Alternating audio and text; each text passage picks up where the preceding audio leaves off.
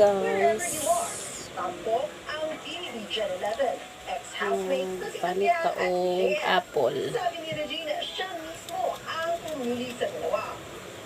Bakit yan? Naisip ko, Una dahil pagpanit o apple. have a young girl and a young boy. Now I know. I love it. Ay, tulog na lang. Mahadlok siya kay basi masama na itong kami. Ilalabas ang music video ng Wherever You Are sa January 15. Ana Cerezo, ABS-CBN News. Haikay ko chilyo. Hiniling ng mga skater at rider na itigil ang pag-iba ng skate park sa lungsod ng Maynila. Nagpapatrol, Anjo Bagawisan. Malaking bahagi ng buhay ni Jerry Santillan sinugod niya sa Canonico Sports Complex o mas kilala bilang Manila Skate Park. Dahil sa park, naging full-time skater siya at nabigyan ng tsansang makalapok sa mga baliksahan sa ibang bansa. Rudugay siya mo man guys. Ngayon yung pagpanit. Ulat niya,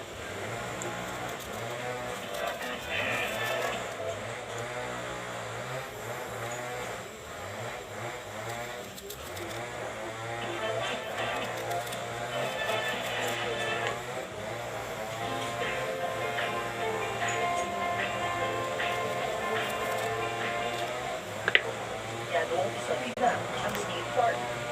Nalungkot kasi since 2002, pagkapangalan ko dito na talaga kami. Something na ginawa yung skate park, nakikita ko. Then, makakalitaan ko, dating mga 10 taon, iba na. Kinuha ng video ng kapwa Kung ganahan nung dili panita ng apple. mismo nagtiniba ang obstacle. Kain kay siya kaon ng Aniya, hindi nabigyan ng abiso ang mga skater at rider na nagkakang nagpagamit ito. Nakita ko, ba't po ginagawa na tanong ako? Sabi niya, ngayon may gagawin daw pong business yung ganito ganyan. Gumagana na po yung sinagot sa akin ng lalaki po na nagsisira. Ngayon, balik na lang sa pagdaro sa kalye ang mga nagsiskateboard at BMX. Sayang naman, mga bata na gusto mag-skate. Saan sila mag-skate? Sa street na lang ba ako ulit? I think that's wrong.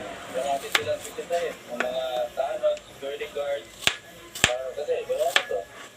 Itinayo ang Manila Skate Park noong 2015 noong panahon ni dating Mayor at Pangulo na si Joseph Eva Estrada sa kasunduan ng lokal na pamahalaan at ng isang youth organization. lami kay siya Sa butangan mensahe og sa asin. ABS-CBN News, sabi ng Asin ug tagapagsalita suka. ng Manila Local Government, itatayo ang Halina Center sa pwesto ngayon ng Manila Skate Park.